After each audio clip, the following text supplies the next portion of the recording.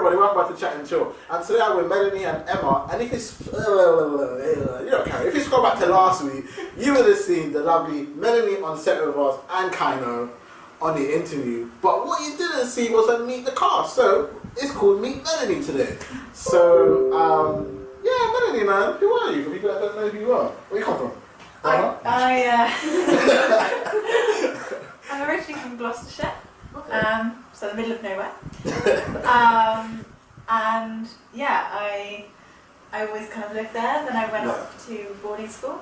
Then I went to drama school, and I've just moved to London. So travelling around a bit. Adventurous. Let's start with boarding school then. Like, what was boarding school like? I loved People it. might not know what boarding school is. It was great fun. Yeah. I chose to go there, so. Oh, is it? Yeah. Okay. So I guess that, means that I would probably enjoy it. It was so much fun. Yeah. I learned so much, and I think it's the making of me in the most cheesy way ever. Do you enjoy the environment of just being around like your friends like 24/7? I'm guessing that's what it is, isn't it? I always think of Harry Potter. When someone Yeah. says, I always think of Harry Potter because they say that, don't they? Yeah. It was quite like oldie worldy, I guess. Yeah. But yeah, everyone was like really like minded and like just chilled, and it was just really nice. It felt so strange when I went to drama school and had like my own room, because I was sharing a room with like 3 other people. Sometimes when I was younger, 7, like there were 7 of us in one room. So then going to like. Was it like bunk beds? Some of them had bunk beds. Yeah. When we got older, we were lucky enough to have single beds. I'm like in the bunk bed. Look how long I am. And that must have been so sick. I can just imagine like living in the school with like so many like bunk beds. You know how the pranks were going down. You're getting toothpaste pranked. Everything's going down, because that's what happened when we go on school trips. So like, did you guys do anything like that in your boarding school? We'd have like weekend trips and stuff like that, where it'd all be arranged. We'd go off together, like trips to the cinema, trips to Thorpe Park. That was good. That was fun. But we'd do stuff together. Sometimes go to the theatre. It's obviously performing artsy. And that was great fun. But yeah, you just get to spend time with your friends all the time. Talking theatre, have you seen Lion King? You haven't? I have. My brother, we watched it for like my cousin's 16th of my grandma's birthday. And it's their birthday again tomorrow. So that must have been like, I don't know, how old was I? It's got to be like over 10 years ago that I saw it. And my brother was so scared of the hyenas. Like, he sat on my cousin's lap, he was crying. That's hilarious. Yeah. That's so I was proper overwhelmed when I went and saw it, because I didn't know what to expect. And I sat right in the stalls and all these animals started coming out. I got really emotional. I was like, oh my god, this is so beautiful. I've never been to something like that in the theatre. Like, it's the first sort of live, interactive. Yeah, it's so interactive. Theatre is so good, but it's awkward because you have that one person that tries to eat and it's just really loud. You're just we're not own yet. There's always that one guy. They always sit behind me. They're selling silent sweets now. But some theatres actually have like edible food that's silent. Really? Yeah. Like, what do you mean by silent? Well, I haven't tried it yet, but like I guess food that doesn't go crunch. Yeah. That's dope. I thought it was giving like a bowl or something. That's what I was Just walk in there, like, here's a bowl. Put a packet in there. Just some cereal. That's true. Yeah, they need some sound, because I hate it, because I'll be sick and I want to hear. Oh my god. You know the guys that eat with their mouth open as well. You hear. I'm just like, it's sweet. I'm like, shut up. It's hilarious. Talking of, you're an actress as well. I've become an actress. What made you go into that? Okay, so life story. I used to dance when I was younger. Oh, okay. So like, everyone's a dancer on Chat and Chill? Yeah, literally. We're all dancers. Yeah. We could just do all the girls are dancing. Maybe we should do a salsa video. Yeah. And I absolutely loved it. But I always found that I was one of these like up at the front performers, really feeling the music kind of person. And so like naturally, I just kind of started to go into the acting side of things. Okay, that's took some drama classes, and and then I just decided to go like down the acting route for a bit. And I've kept up my dancing still, and I just think I think acting and dancing kind of do go hand in hand. You have to like perform through the music and like really feel it and stuff, and that's what I love. Like I love to like create this character, create this like personality and stuff, and like link the two. But that's cool. That's cool. That's nice. There's a lot of cut at this point. That's something I wanted to argue is when. Oh no! I was too busy paying attention to you. What you were saying. I forgot what I was gonna say then. So outside of like like your career path and all that stuff, what do you enjoy to do? I love travelling. Like if ever I have like a free set of time. I've never been on like a long trip away because my life's always pulled me back for like school or something. But if I can get away even for like a second, I love just to see the world, like go just not to like these fancy hotels, but literally like live with the community and like just kind of get down to it. I think. Yeah, I think that's what. Was it you? Maybe it was you. With like Kenya or something. Or, I don't know. Yeah. Was he? Talking about safari, got me or something like that. No, it's Africa. He was going to. India. Yeah, and he was with the locals, right? No. I can't even remember. I don't think that was me. Wasn't it you? No. What, me? Do you know what? I think I took a completely different person, and I just heard travelling, and I put two and two together. I thought must have been Melanie. I was saying I'd love to go to Africa. Like it's one of my places that I want to visit. Yeah. I mean, I went to. Instead of going into that subject, I went into Uganda and did some charity work with the locals because my dad's a dentist, so we went down there. Bought like truckloads of like food and stuff. Just went to the locals, giving out food. Do you know what's weird though? What I think is like, obviously there's charities that do it. Anyone does it, and it's just weird like how a packet of crisps to them is like an Xbox. Like to me that's crazy. Like I was just giving them little bits of sweets, and they're looking at it like I just bought them in my house. Did you ever do those Christmas boxes? I was literally just about to say that. I love boxes. Oh yeah, in primary school, right? When you put your stuff in. That's that's dope. That was like my favourite. We should do it. We should do it. Let's do a chat and chill one. Chat and chill one. I'm down. But I went to India this year and I went and chatted to some people at the Contemporary School of Art and stuff in Kochi, and it's called CART Centre, and we just had like a workshop together, and it was really cool. Like I got to chat with all the people in Kochi who were theatre makers, filmmakers. That's dope. Yeah, that was good. Yeah, it was really interesting. That's cool. Alright, cool. So I guess we're going to go into a break. You will probably see Geoffrey in the next scene. People always late. And have a great time. I mean, watching the news, which I haven't done yet. So I might as well just do that now. Hi, my name is Sharif and welcome to the news. Today, let's start with the Las Vegas shooting. According to a report, FBI been quizzing his wife. But if he was in Las Vegas, I hope you guys are doing alright. I hope everything's cushy. If we lost any family members, sorry to hear that. But let's go into what I think a lot of people keep talking about is people not reporting it to be an act of terrorism. I think, if I was to give you my opinion on it, anything that involves killing innocent people in today's society is an act of terrorism. To me anyways. I mean, when you hear various other religions, it's usually put into act of terrorism. So I guess if somebody else does it, should religion really be put into the word terrorism anyways? I don't know. You let me know and tell me what you think. Anyway, let's go into another story, which I totally forgot. Oh no, I do remember it now. It's Uber. Now, Uber was supposed to lose its license on the 30th of June. As you probably would already noticed by now, you can still catch an Uber, which means they've now decided to go into trial. Is this a good thing for Uber? Are people going to lose their jobs within 2 years' time? I mean, I think that's the estimate for how long the trial could take. It always takes a very long time to get into the courtrooms and stuff like that anyways. Me personally, I hope Uber stays around. I think it's very good. It's affordable. And also, don't worry, there's actually if you haven't seen it yet, there's a Uber documentary already out, mate. So you know what? We'll forget this conversation. Links in the description. And go bloody watch it. Anyway, let's go into the next. Anyway, there was a lot of talks about tattoos and how bad it is for your skin. There was a doctor that came on set on The Breakfast Club. If you haven't seen that, I might put a link in the description. That's if I remember. But anyway, there was a conversation where the doctor literally came in, looked at everybody that had tattoos, and talked about what the ink can do to your bloodstream and your skin, and how bad it can be for your liver as well.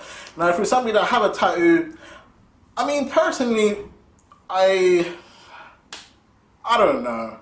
It's one of those things that my opinion wouldn't really make sense. I mean, if the stats are true and I go by the stats, then I'll say, all right, cool, tattoos are bad for you. It's bad for your heart. It's bad for your liver. Like, it can give you rashes, as they said, swell up. We're just not good for your long-term living lifestyle anyways, and it can, you know, have an effect on how long you live for as well. If those facts are true, then I'll be like, tattoos are bad and yada, yada, yada. But I think that's a very, very political conversation to have in regards to tattoos. It's so common to have tattoos today.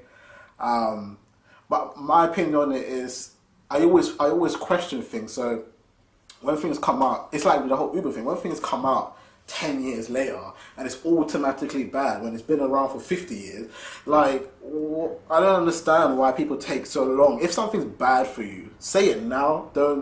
Say it then. Don't wait 90 years later and then tell me it's bad. So, I mean, I don't personally have tattoos. I know a lot of people that do have tattoos. Some people can pull it off. Not everyone can. But again, yeah, if you have a tattoo on, maybe, I don't know, maybe research it. I'll say that. Research it yourself, and then let me know what you guys think. Is tattoo bad for you, or is it not? If it is, tell me why. If it's not, still, just let me know it's not. I want to know what you guys think. And I think it might be a good topic for one day, but I'll definitely do my research on what exactly goes on with tattoos and what inks they use. And because apparently it's the ink that they use, the chemicals in the ink is what's really bad for your bloodstream and your liver and yada yada yada, you know, blood circulates in your body. If you didn't know that, there's a biology book somewhere, Amazon, yeah, you can research. But anyways, hi guys, and welcome back to Chat and Chill. I hope you enjoyed the news. So I'm taking over right now as your host, and these guys have no idea what I'm going to ask them. So I wanted to bring awareness to certain health issues that are very common in the UK, but a lot of people don't actually know about it. So they have no idea what I'm going to talk about. These two things I actually have myself. Okay, so I'm going to give you some facts, and I'm going to see if you can guess the first one. So don't look at my phone, okay? I'm so tempted. No. It's a big screen as well. So 1 in 10 women have it. 10% of women worldwide actually have it. That's 176 million women. It causes, you can become infertile from it. So 30 to 50% of women become infertile. Okay. It affects 1.5 million women, which is a similar number of women affected by diabetes. So it's as common as diabetes as well. Oh. On average, it takes 7.5 years to get a diagnosis. Mine took 9. Whoa. Yeah. And it costs the UK 8.2 billion a year in treatment, loss of work and healthcare costs. Whoa. The cause of it is unknown, and there's no treatment for it. You can't cure it. So do you have any idea what I might be talking about? Give me 10 seconds. Wait, what do you think it is? It's actually the ovaries. Like, I can't remember the word. Oh, what's it called? Oh, so you got it. Fallopian tubes? Something? No? So you got it? No. It's something woman related. I have no idea. I think I know what it is, but I can't remember what the... Yeah, every time I say the word, everyone goes, what? I don't know what it is. You gonna guess? Nah, I don't know what to say. I don't know. So it's something, right, so it's called endometriosis. Yeah, okay. Yeah. I knew she she's a woman. Okay. So what happens is, I got diagnosed last year, and it's taken me nearly 10 years to get diagnosed. Yeah. And it's a subject that a lot of women don't want to talk about because it's all to do with obviously reproductive, so everyone finds it a bit embarrassing. So I thought I would talk about symptoms and how it affects you like every day to bring sort of awareness to it. Yeah. So a lot of people don't realise, a lot of women don't realise they have it. Okay. I always knew something was wrong with me. So the symptoms you get is you get pain in your back, you get it down your legs. This could be like constant, it doesn't have to be at the end of the month. You get extremely heavy periods, you have to dose up on, so I practically lived on Feminax, which is a really strong, it's got a slight like cocodamol in it, so it'll take the edge off. So good. It also makes you really tired and lethargic. You can have pain anywhere, all the time, and it affects like your relationship because you can have, I don't know if I can say this on your YouTube channel about sex. Yeah. Is that alright? I was like, I don't want to get too deep. But like, so no, obviously it affects your sex life because usually if you have like a really, really bad period or something like that, they'll give you the pill or the implant, So I've tried every single one, and none of that would work. So obviously, it affects your relationships and how you feel about yourself, really. And just. What do you mean when you say affect? What do you mean? Like, so you can get pain during sex, after. Oh, so if you have sex and like literally for 3 or 4 days, you feel like you've been run over. Okay. Like it's that bad. It feels like you've sort of had like an operation. But obviously symptoms. Does it hurt during it or just after? Yeah. Oh, it hurts during it. Yeah. So symptoms differ from person to person. But I took so long. I knew something was wrong with me because obviously everyone else would be like, yeah, I'm fine, and I'd be like curled up in bed like crying for days on end in agony and thinking, surely it's not normal. Yeah. So when you're on period. Yeah, or just generally, I get it even when I'm not. So you could be curled up in bed and you just don't want to move anywhere. So yeah, I used to get diagnosed and I got rushed in for surgery last year because I just kept going back to the doctors and they just kept ignoring me. And that's what I've heard a lot is that women are being ignored and they just fob them off and just say, oh, I'll take a pill. It doesn't work. And I just went in and cried and was just like, I've had enough now. And in the end, I went private. Because no one was listening to me, and he done the exam, and I said to him, "This is what you're going to do." I looked it all up, got my plan, and I just went in. I was like, "This is what you're going to do. This is what I've got." And they were like, "Yeah, that is what you got. So we need to get you in." Yeah. So you knew before they even did. Yeah. I knew. I mean, not being. You have to listen to your body. Yeah. And even when doctors say that, they used to just say to me, "Lose weight." And I'd be like, "No, I know my own body." Yeah. And I think everybody does. Yeah. When I went in and had surgery and I should have been 45 minutes. I was 4.5 hours.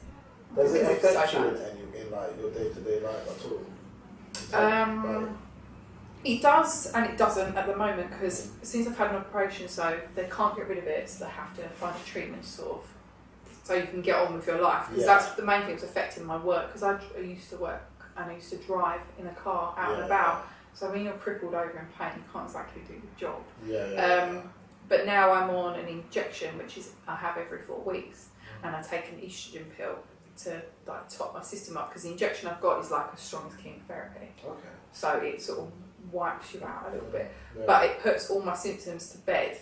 There's only one that keeps sort of coming back every now and then, and it's like pain. But apart from that, it's like a cure. Physically, what is it in the body? So what happens is the lining of your womb comes away. So instead of it shedding and it coming out like naturally how it should, it attaches to your organs and it actually rots. Oh wow, okay. So my insides were like black, where I've been left for so long. And it's agonising. But women go years without being diagnosed. And so you said it's common, right? Mhm. I've never heard of it till today. Yeah, no, loads of people say that. So is it like is it a conversation that a girl is too afraid to have with a male? Probably. Obviously it puts me in an awkward situation for relationships because obviously when you get to that physical side you've got to then say, by the way, because it's not nice because obviously if I end up in pain it's not the nicest subject, is it? So it does affect and it does worry me obviously. And trying to tell someone obviously it affects your fertility. Okay. So because I've been left for so long, obviously my fertility will be a lot lower than somebody else. So would it? It's Geoffrey. So I was asking you. Well, I was going to ask you. So you were saying that obviously, if you're in a relationship that's physical, you have to mention it. Yeah. But I was going to say, why wouldn't we just mention it beforehand? Why isn't that? Is it embarrassing to you to try and tell someone that look, rather than you going out. Let's say you go out, get drunk. You're in the bedroom and oh wait, hold up, this is a situation. You know what I mean? So now if I was going on a date, obviously the person that I am on the date with, I usually, if I can tell from straight away that I like them and that I can see having another date, then I will mention it because it's quite important. Obviously, it affects my fertility, and I wouldn't want to be with someone for say 2 years or however long, and they go, "Oh, I want a baby," and I go, "Well, actually, we've got a problem." Do you know what I mean? And obviously I go to hospital appointments and stuff like that, so I want that support and to feel that they understand. You mentioned that early? Yeah. Wow. But you would have to do it. Because think of it like this, you're in a relationship with a significant But hold on, I'm talking about the beginning of the relationship or the beginning of dating. I mean, but the earlier you tell them, the more the guy knows what's going to happen in the future. Let's say I'm dating you or whoever I'm dating, and I'm going out with you, everything happy, whatever. I'm thinking, oh yeah, in like a year's time I'm gonna have a baby, and I still. You begin thinking of that when you're dating. I mean, come on, man. At a certain time, at the Asian time. Listen, if I'm like 28, 29, I probably am thinking that. Bro.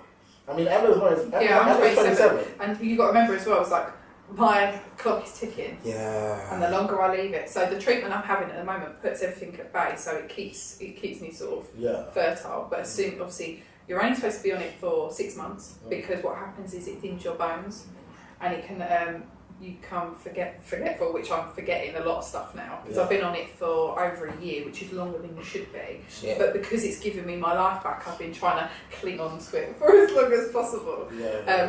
So obviously there's side effects to it, so I wouldn't want to not tell someone. Obviously when I come off of it, I go back to normal, and I'm not sure how long I've got. Do you know what I mean? With having a relationship with someone, and I think I'm like an open book. I'll discuss anything. It doesn't bother me at all. That's the way life should be, man. Yeah. You heard that, ladies and gentlemen. Just tell him. If you don't tell him, it gets awkward, isn't it? In that 6 months time, you know. By the way, look, I have a situation. Just tell him a bit earlier.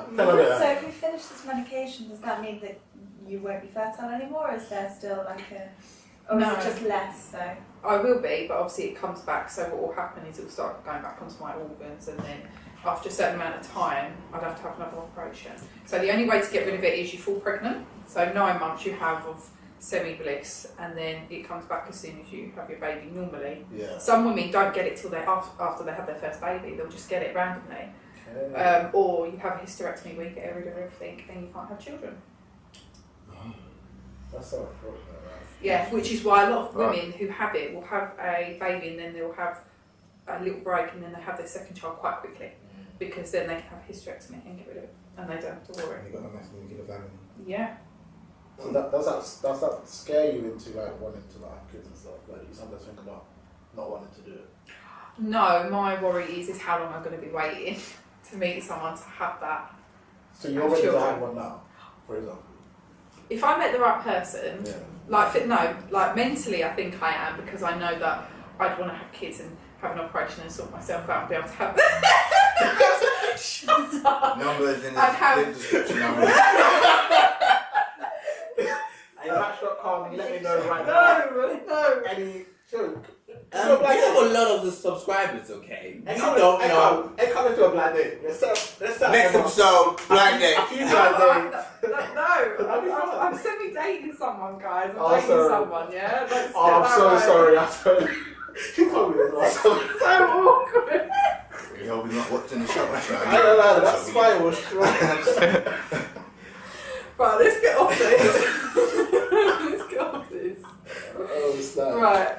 So, yeah, no, I mean, mentally I think I am. Like, I've grown up a lot. My situation is different to how it was a year ago. Mm-hmm. But obviously I still live at home with my mum and dad. I realistically would like my own place and to have my own family. That's the plan. Yeah. So I'll just see what life throws at me and go with it, really. But you'll be right. You're a big girl, I think. Would you ever consider having children, not having like the nuclear family? In what sense? As in the sense of like just having 2 children or a child by yourself? No, I couldn't do it. I've got a puppy who's 11 weeks and that's enough for me. Like, no, I don't think I could. No, I'd want the family unit. Yeah. I think I will get it. I know I work a lot and I put a lot of time into that, but I will make time for someone. Yeah, that's what, man. That's attractive, man. Come on, man. Who wants I hope so. Every man these days talk about, I like a woman that's independent. I mean, if that's the case, then that's... We want a woman to depend on. That's what I'm saying. Well, that's a good thing. The fact that you know what you're doing, you know what you want, you're striving towards that. All you got to do is kind of find someone on the same wavelength. I think the issue is with some relationships is there's 2 parts of like career path. You have one person that's here, and it can like collide with like time and stuff like that. All you got to do is find someone not in the same industry, but with like an ambition where he's doing what he's doing, you're doing what you're moving in parallel, moving in sync. Yeah, that's the thing, and obviously your relation will be great. Of course, it'll be great. Where's the wisdom? I want to be best. Love doctor. Love doctor over here. Love doctor. Want any advice? Holler me, DM. You know what? Talking of like, says we're talking about that. Talking like in any situation, like whether like a person can't have kids or even like if a man's got a low sperm count, is that something you think everyone should just mention? Because you know you get men that have very low sperm count and just can't produce when they get like if you want to have kids. Some people wonder why it takes so long. Obviously, the man being like, you know, the alter ego ain't gonna be like, you know what, it's my sperm. They're not gonna say that. They're gonna like swallow their pride and just be like, it's all you, I don't know, what's wrong with you? You know what I mean? Do you think then that, obviously you going through what you experience, and that even us men, if we're going through a little something down there, yeah, don't look down. Should we then obviously mention it as well? Do you think it's something that... Yeah, I totally feel like that. But how many men even know that they have a low sperm count? Yeah, they wouldn't know until you try it. Until you try for family, usually it's the woman that initially would probably go. But the men also have to get checked. Yeah, I completely... If you know, and then you're with someone and you break up and you meet someone new and it gets to that stage of having children, then you just have to... You'd have to mention it, wouldn't you? I just feel like being open about that kind of thing is it's the best way to be. Yeah. How early should you be honest about it? Well, as soon as you start talking about kids. Okay. So whenever that conversation comes up, you're like, oh yeah, by the way, only like 1 in 10 of my boys work, so... I know we're going off topic, but I would hate for someone to want to plan a kid in me and just happen, but just don't put a condom on. Like, I don't want to go into sex being, I'm trying for a baby. I would rather just go into it. The moment is there. We know what's going down. We've been together for God knows however long. We both know what we want. And we just do it. Just put the rubber on. The thing is, your body knows when it's ready. You're a little bastard. Yeah, but usually the girl, like, if like, I don't know about your guys' sex life, but usually the girl be very, like, yo, condom, da. So, like, if she doesn't say nothing, then I know what's good. I mean, if I was ready for it. See, this is that contradicts everything you said. Why? Because if you're ready for it, means that you've planned for it. Therefore... No, but I meant like, I don't want to wake up tomorrow and she call me, oh, I look sexy tomorrow. I want to try for a baby. Oh, like, yeah. Well, it's not like, I'm only fertile today. No, but some people do that. Like, I was talking to my mate one time, he was like, I'm looking at her to try for a baby, and I was like, why are you planning it like that? Like, why are you... Because it's romantic. It's not romantic. What? Is it not? Have a specific day to try and make a baby. Yeah. That's not a motive. Well, no, or just decide and say that we're going to try for children. That's it. So every time it's like a period. Sometimes you have to because some people are more fertile than others. Exactly. So you have to do it around a certain time. And instead, like, you know that there's a high chance that if you have sex today, then you're going to have a baby. Yeah, I know what you mean. So therefore, let's make today really special. Rather than some quick bang on the kitchen counter. Sky.